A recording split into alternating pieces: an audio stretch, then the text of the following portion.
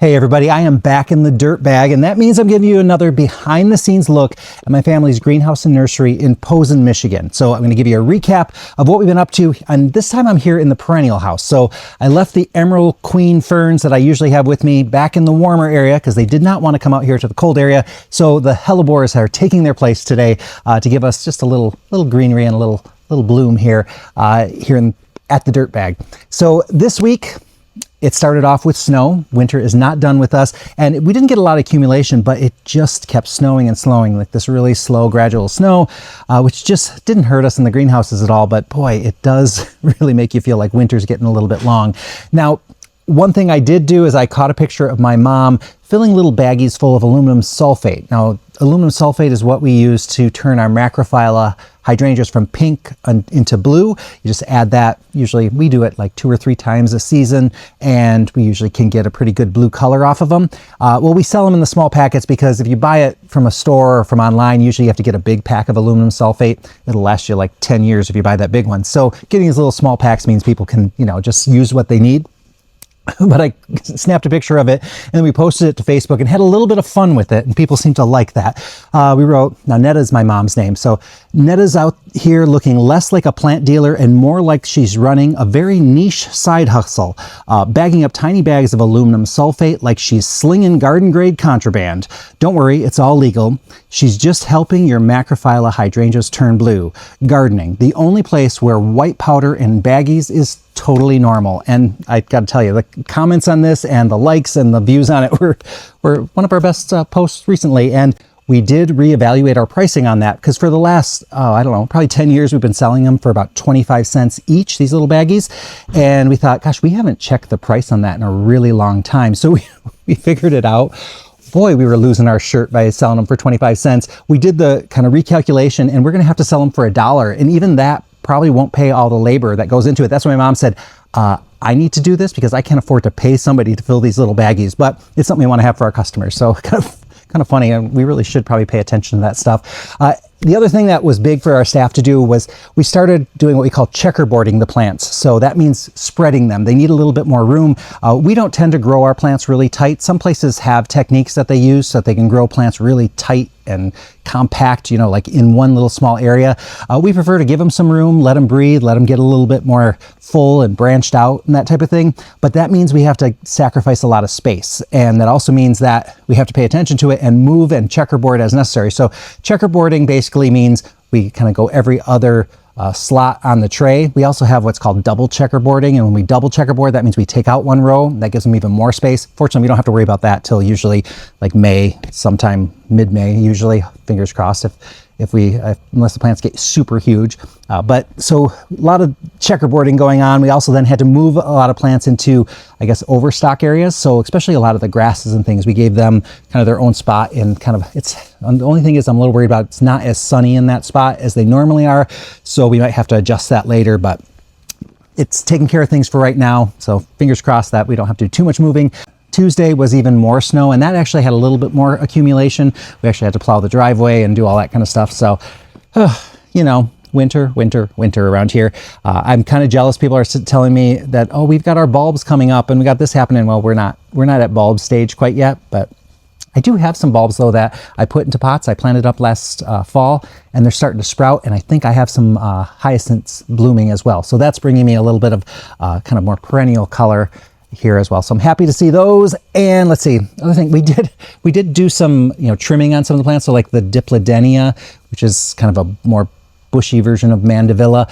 We did trim those and was reminded that when you trim like mandevilla or things in that family, they have this like sap that comes out, and you should be wearing gloves when you're using those because especially people who are allergic to latex, you can have a reaction to it.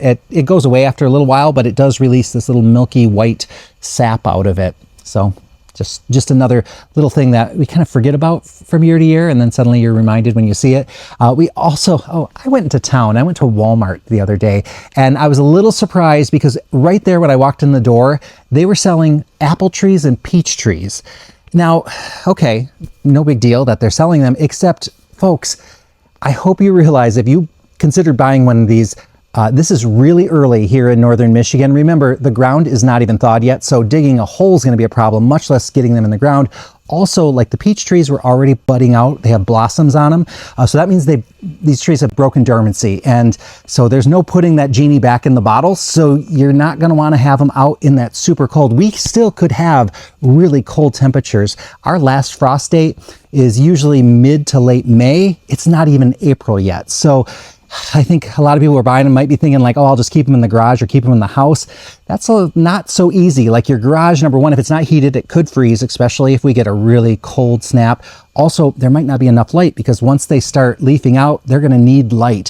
So I worry about it. I just can't believe they have them out already. The other thing is the peach that they had, we have to be careful here in northern Michigan with our so we're officially a zone 5, but a lot of the zone 5 peaches don't do very well here, partly because, well, there's two reasons. One hard winter and it can take them out because they're just not hardy enough to handle if we do end up with like zone 4 temperatures. But also we get late frost here compared to some other zone 5 regions. So a zone 5 peach that could do well even on the western half of our state, which because of Lake Michigan, they have milder temperatures than we do on the eastern side of the state. So they might not get that late frost that we get. That late frost often takes out the buds, and then you end up having this beautiful tree, but you don't get any fruit on it. So we found we have a zone 4 contender peach that we usually carry because that one we found is the most reliable for us. So just be careful, check your zones, and also just be careful about buying those plants because that kind of defeats the purpose of buying this cheap tree because they were only like $35. You end up losing them later on or you don't get any fruit on them. So just keep that in mind. It is too early here. Remember, digging a hole is going to be a pain, much less trying to keep it alive. And then for it to thrive later on, I mean, you're just putting it at a disadvantage. Just hold off a little bit. I promise when we get into May and June, you'll have plenty of peaches to choose from. Well, fingers crossed, because you never know what's going to be available when. But anyway, let's now talk a little bit about some of the other things we did. We had our hardy hibiscus come in. So don't confuse these with tropical hibiscus. Hardy hibiscus are hardy to at least zone 4. They do really well in our area. They come in a little bit later because this is a plant that stays dormant for a really long time. So we won't even see leaves on these. Often it'll be the end of May, if not the first week in June, before we see any evidence of growth. So they are one of the last plants to come up from the ground. And that's kind of their secret to survival, is that they kind of wait and wait and wait until it's nice and warm. And then they show up and then they shoot up and have amazing growth. So within 2 months, they're going to be sometimes 2, 3, 4 feet tall, covered in blooms, because usually we'll get them blooming probably around the second week of August. So it's an amazing plant, really fun to watch because it does grow so fast. Doesn't look like anything in May and part of June, but once it takes off, it's amazing. The other plant that's been getting my attention is our canna. They are way larger than we've had them in previous years. They're just growing like crazy. They're already starting to have little babies coming off the sides. So very good sign. I think our canna are going to be very large. I'm worried that we're going to have to pot them up even bigger. Although canna can stay in a smaller container, they just don't get bigger when they're in there. But like the past 2 years, we've kind of timed them just right, that they were just getting to the, where they're starting to push out the pot, because canna roots are crazy. Like they will crack open a plastic pot pretty easily. So we don't want to be having them starting to break out of their pots too early. But hey, they're going to be good. And also once they start putting those babies, it's not too long before the main stems start putting up flowers. So we're going to have beautiful canna blooms pretty soon as well. So looking forward to that. And then we had a visitor while we were here this week. We did have a butterfly emerge a little bit early for him. I hope he was able to maybe find some food and was okay. I kind of worry about a butterfly this early in the season. Obviously there was some kind of cocoon or something maybe in the greenhouses and kind of woke up from its winter slumber nice and early. So hopefully it did okay. But it was beautiful to see, and it was a nice reminder that spring is on its way. Now on Saturday morning, we woke up to this incredible ice storm. Everything was covered in like a 1/4 inch of ice. And when I say everything, I mean the ground, the trees, the walls, the porta potty was like frozen into a little ice cube. It was crazy how much ice we have out there. It's quite beautiful, but wow. So people are encouraged to stay off the roads right now. I think it's going to probably warm up a little bit, so hopefully that'll do. But like when I'm standing outside, like when the wind blows, the trees are just creaking because the ice is kind of cracking and snapping. So I haven't seen any of our trees break, but boy, it's pretty wild seeing all that ice out there. There's really a lot of it. And so we kind of told everybody to stay home over the weekend and just stay safe. So I'm just here holding down the fort, I guess. And in case you didn't see it, Nicholas from Nick's Backyard Blooms had posted the interview that he did with me.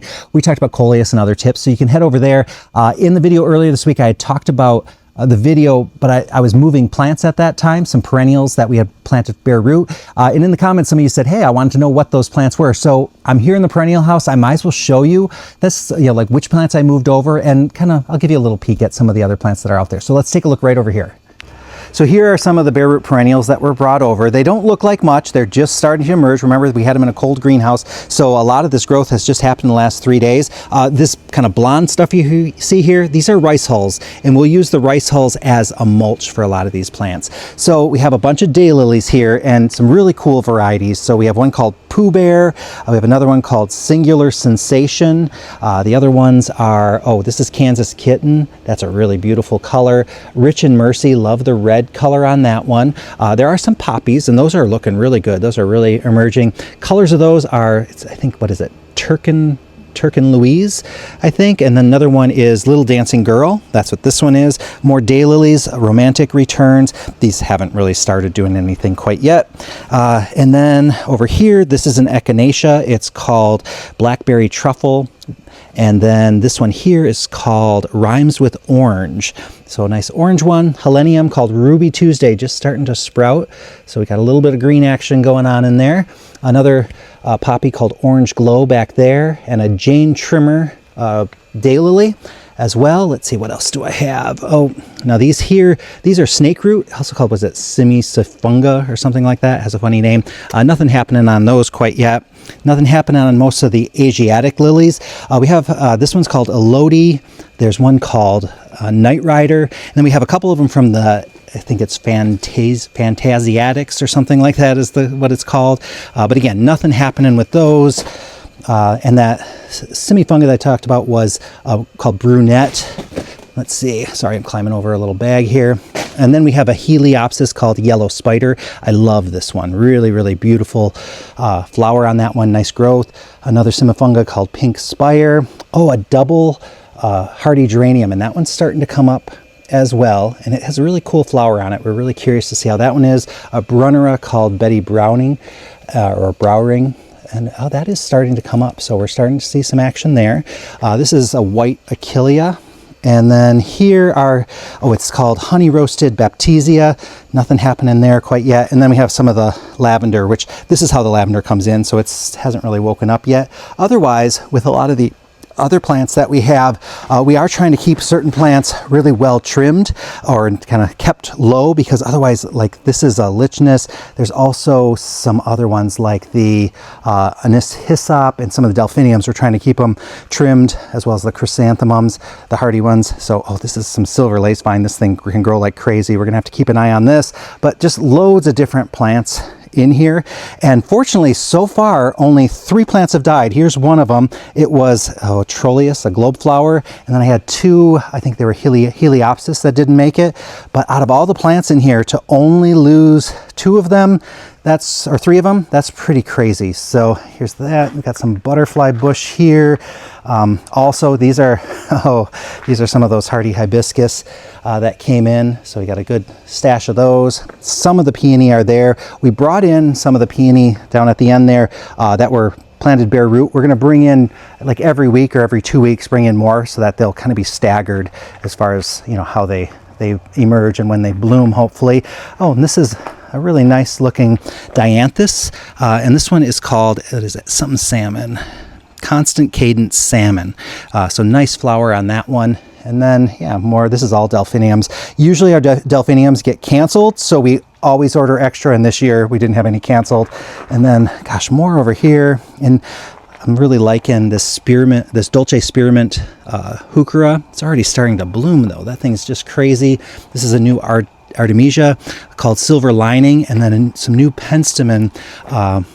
They're called Bejeweled Rose Rhinestone and Bejeweled Pink Pearls. So those are doing pretty well. I didn't know if these are supposed to be pinched or not. It looks like the ones that are a little bit bigger are starting to branch naturally, so it probably doesn't need to do a pinch, but I did go through and just trim the tops of just this row, just in case, just to see the difference. That way we'll know. I'm sure they're going to be fine whether I was supposed to or not. So also I'll head over to the other side. We've got some itty bitty Heuchera and some other shade plants over here, including some of the Helleborus. So those are doing really well. We have some blooms on the Etain Viola as well. So those are really pretty. But otherwise, things are kind of, it looks like we have a lot of space, but we do have more plants coming and we are going to have to spread some of these. So there's more to come. So I guess that brings you up to date so far. I'll have another update hopefully next week. And hey, I got lots of other videos coming. So I'll see you guys all next time. So it's a little later in the day and the storm hasn't stopped. It's still raining. It's not heavy rain, but it's raining and just turning to ice. And so the trees are just getting covered. I'm walking on crunchy grass right now. All of the blades of grass are encased in like big giant tubes of ice. It's absolutely incredible. And if I just sit here a little while and listen, I can hear, it sounds like gunshots coming from the woods, but actually it is trees snapping, and it's probably every couple minutes it snap, bang, crash, boom. And we have had a couple of trees down in the yard, branches that broke off. So this is pretty intense. Like it's crazy. I mean, we're staying home, we're safe, but I know a lot of people around here don't have power. We've been lucky, our power has flashed, but it hasn't gone out. So I just thought I'd give you that update. This is very unusual weather for us. We don't usually get this kind of ice storm, but wow, I mean, just look at that whole bush is just covered. Oh, look at those over there. Sorry, I'm twisting around. Those there. Wow, I'll put some video up. It's pretty wild.